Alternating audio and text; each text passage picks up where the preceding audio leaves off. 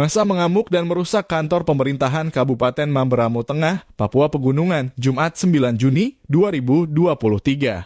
Seluruh kaca pada deretan perkantoran pecah setelah dilempari massa.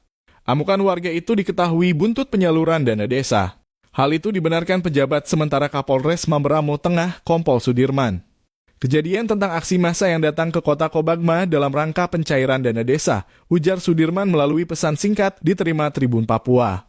Menurutnya, sistem penyaluran dana desa berubah dan kemudian menjadi sebab kemarahan warga. Dijelaskan, biasanya dana desa disalurkan kepada kepala desa dan oleh desa nantinya akan dibagikan dan dimanfaatkan. Kini telah terjadi perubahan. Dana desa yang disalurkan telah dialokasikan pada pos-pos tertentu agar lebih mudah dikontrol para pendamping. Perubahan ini lantaran selama ini penyerapan dana desa dinilai tidak tepat sasaran, cenderung hanya dibagi-bagi.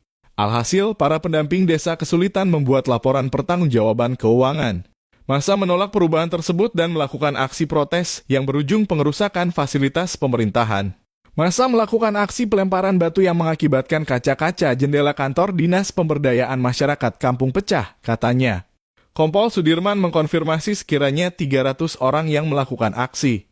Namun kini situasi telah terkendali.